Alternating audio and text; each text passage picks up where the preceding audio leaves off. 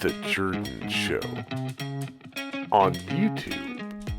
A ver, pensemos en esto por un momento. El océano respira, así como lo oyen. Inhala oxígeno en la superficie y, bueno, lo exhala en sus profundidades. Pero, ¿qué pasa cuando ese aliento se empieza a debilitar? Justo de eso vamos a hablar. Vamos a sumergirnos para entender uno de los cambios más profundos y silenciosos que están pasando en nuestro planeta. Y esta es la pregunta del millón, ¿no? Cuando el oxígeno empieza a escasear, la vida marina pues la tiene muy difícil para sobrevivir. Se empiezan a crear estas extensiones de agua enormes, gigantescas, donde la mayoría de los animales simplemente no pueden existir. Y esto, claro, no solo transforma ecosistemas enteros, sino que también es una amenaza directa a las pesquerías de las que dependen millones y millones de personas. Ahora, es súper importante hacer una distinción clave aquí, porque no todas las áreas con poco oxígeno son iguales. El océano desde siempre ha tenido regiones que son así por naturaleza. Pero, por otro lado, las famosas zonas muertas de las que tanto oímos hablar, bueno, esas son un fenómeno moderno, reciente, y su crecimiento es, la verdad, bastante alarmante. Y para que estemos todos en el mismo canal, vamos a aclarar un par de términos. Primero, hipoxia. Esto es cuando el oxígeno baja a niveles que de verdad estresan a la vida marina. Y luego está la anoxia, que es, digamos, el siguiente nivel. Es la ausencia total, absoluta, de oxígeno. Un estado que es letal para casi todo, excepto para algunos microbios muy específicos. Muy bien. Primero, vamos a explorar esas zonas donde el océano, por su propia naturaleza, ha contenido la respiración, por así decirlo, durante millones de años. Estas son las que se conocen como zonas de mínimo oxígeno, o CMO. Vamos a fijarnos en las dos más importantes. Primero, la del Pacífico tropical oriental, que está justo frente a las costas de México y Perú. Esta es la ZMO más grande de todo el planeta. Y luego tenemos la del Mar Arábigo, que tiene el récord de ser la más gruesa, o sea, la que abarca el mayor rango de profundidad. Ambas se forman por razones parecidas, mucha productividad biológica en la superficie y poca ventilación abajo. Pero los detalles de cómo funcionan sí varían. El punto que hay que entender aquí es que estas zonas naturales no son el problema. De hecho, es todo lo contrario. Son una parte vital del sistema de nuestro planeta. Juegan un papel importantísimo, por ejemplo, en el ciclo global del nitrógeno. Son, en pocas palabras, el estado natural y saludable del océano en ciertas regiones. Ok, pero si esas zonas son naturales, ¿cuáles no lo son? Bueno, aquí es donde la historia da un giro. Ahora vamos a hablar de las que definitivamente llevan nuestra firma. Para eso viajemos al Golfo de México, donde cada año se forma una de las zonas muertas más conocidas del mundo. Y la escala de esto es simplemente masiva. Para que se den una idea, en 2024 la zona muerta del Golfo midió más de 17,000 kilómetros cuadrados. Para ponerlo en perspectiva, eso es un área de océano completamente sofocada del tamaño del estado de Nueva Jersey, que aparece y desaparece cada año. Increíble. ¿Y cómo es que pasa esto? Bueno, es un viaje que empieza a miles de kilómetros de distancia. Todo inicia con los fertilizantes de los campos agrícolas, que son arrastrados a los ríos. Estos viajan por la enorme cuenca del Mississippi hasta llegar al Golfo, donde actúan como un superalimento para las algas. Estas algas tienen un festín, florecen masivamente, luego mueren, se hunden y su descomposición, hecha por bacterias, se acaba todo el oxígeno del agua en el fondo.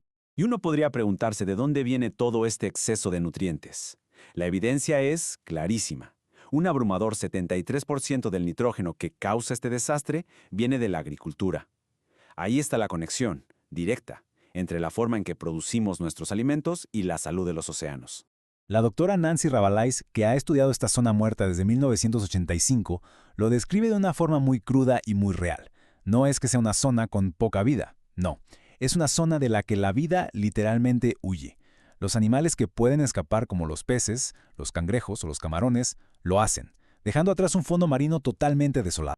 Ahora, si lo del Golfo de México es un problema estacional, pero muy grave, lo que pasa en el mar Báltico en Europa es ya una catástrofe crónica. Allá, el problema ha evolucionado a un punto donde se ha convertido en un círculo vicioso que se alimenta a sí mismo. Para entender la escala del problema, hay que ver este dato. De las 10 zonas muertas más grandes del planeta causadas por la actividad humana, 7 están en el mar Báltico. 7. Esto es el resultado de una combinación tóxica. Por un lado, décadas de contaminación, y por otro, la geografía tan particular de este mar, que es semicerrado. En el Báltico, el problema es más complejo. La contaminación inicial, claro, creó la hipoxia.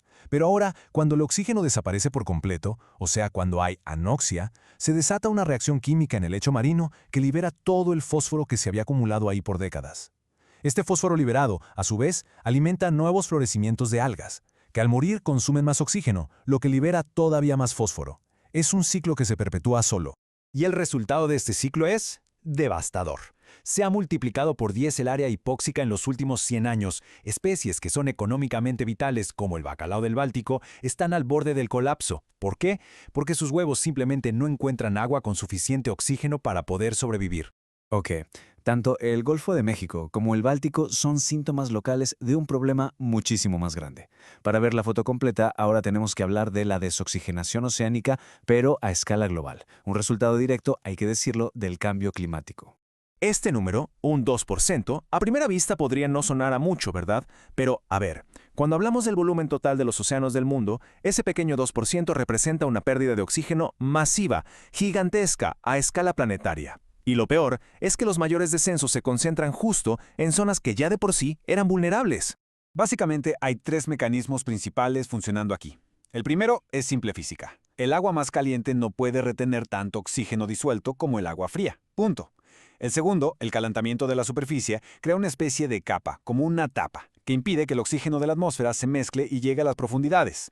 Y tercero, la circulación oceánica global se está haciendo más lenta, lo que significa que el reparto de oxígeno a las zonas profundas es mucho menos eficiente que antes. Y la trayectoria que esto dibuja es, pues, muy preocupante. Ya se ha perdido un 2% desde los años 50 y las proyecciones nos dicen que podríamos perder hasta un 4% para finales de este siglo si las emisiones continúan como van. O sea, el océano, a escala global, se está asfixiando lentamente. Y aquí viene la parte quizá más difícil de asimilar. Por la inercia tan grande que tiene el sistema oceánico, mucha de esta pérdida de oxígeno ya está, por así decirlo, comprometida. El calentamiento que ya hemos causado va a seguir esparciéndose por las profundidades durante siglos. Esto significa que el océano profundo va a seguir perdiendo oxígeno mucho tiempo después de que logremos estabilizar el clima. Entonces ya vimos el panorama completo. Desde esas zonas que naturalmente contienen la respiración, hasta las zonas muertas que hemos creado en unas cuantas décadas y la asfixia global que estamos provocando con el calentamiento. Entender todo esto es el primer paso, y es un paso crucial, porque la salud de las pesquerías, la estabilidad de los ecosistemas marinos y hasta el futuro del clima dependen de ello. El aliento del océano, al final del día, está en nuestras manos. La pregunta que queda en el aire es, ¿cómo vamos a responder?